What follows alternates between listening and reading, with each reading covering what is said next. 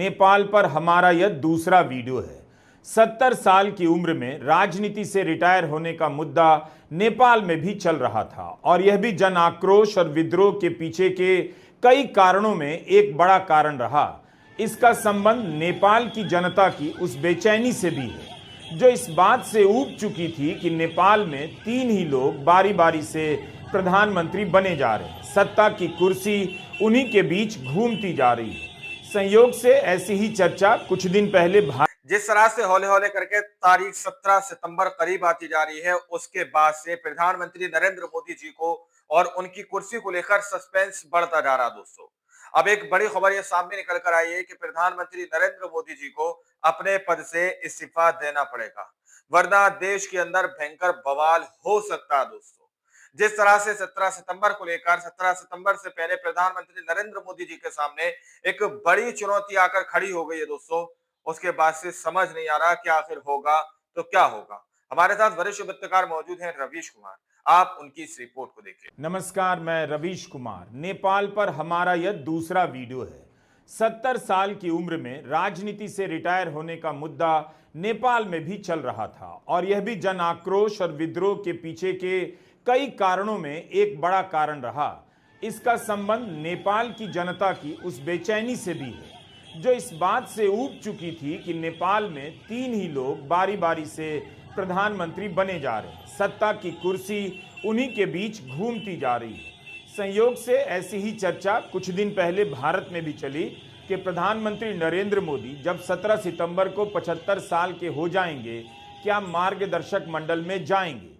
खैर, अब आरएसएस प्रमुख मोहन भागवत ने इन अटकलों को समाप्त कर दिया है। उन्होंने कहा है कि वे 75 साल की उम्र में रिटायर नहीं होंगे, ना ही किसी और को रिटायर होने के लिए कहेंगे। वे 80 साल के भी हो जाते हैं और संघ उन्हें शाखा चलाने के लिए कहता है तो वे जरूर ऐसा करते रहेंगे। हम और आप इस बात से अनजान ही रहे कि भारत के पड़ोस नेपाल में भी उम्र को लेकर कुछ ऐसी बहस चल रही थी। खुद को 70 साल के बाद भी सत्ता में बनाए रखने के लिए केपी शर्मा ओली एक तरफ अपनी पार्टी के भीतर लोकतंत्र का गला घोट रहे थे और दूसरी तरफ सोशल मीडिया पर बैन लगाकर लोकतंत्र को कुचल रहे थे।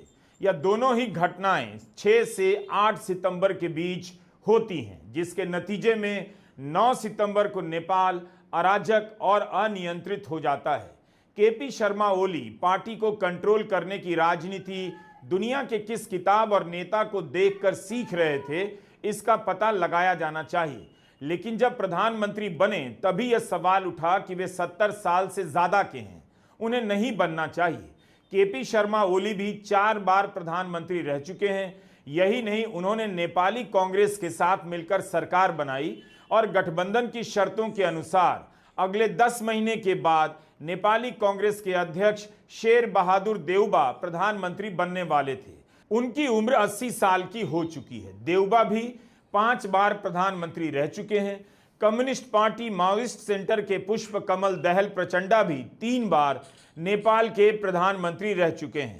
तो एक म्यूजिकल चेयर सा चल रहा था। नेपाल के प्रधानमंत्री का पद इन्हीं 3 लोगों के बीच बारी बारी से घूम रहा था।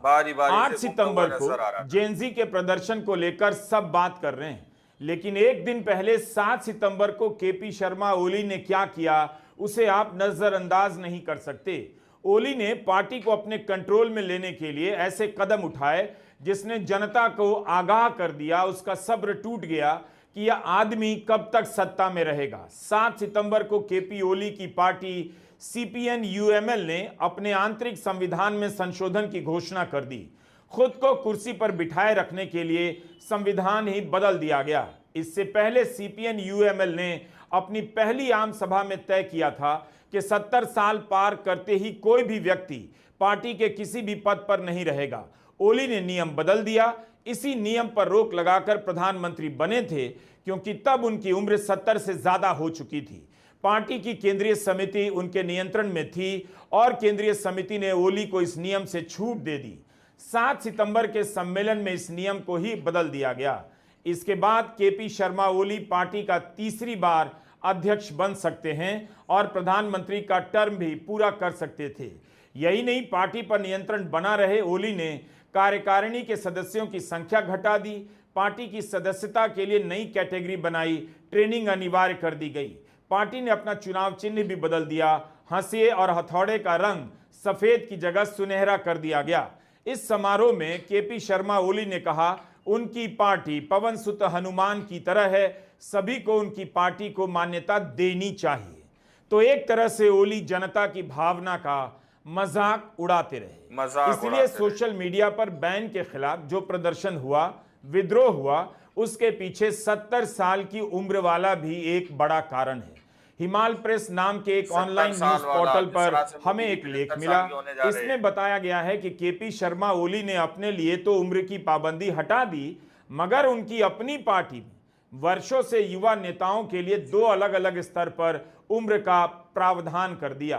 पार्टी के छात्र संघ में कोई भी 32 साल के बाद नहीं रह सकता था और युवा संघ में 40 साल के बाद किसी पद पर नहीं रह सकता। इस बदलाव से इन संगठनों के दर्जनों नेता अयोग्य हो गए। ओली का कंट्रोल इतना ज्यादा हो गया कि पार्टी में इसका विरोध नहीं हो सका, मगर असंतोष फैल। दोस्तों, मैंने स्टार्टिंग में कहा कि प्रधानमंत्री नरेंद्र मोदी जी को अपने पद से इस्तीफा देना ही पड़ेगा।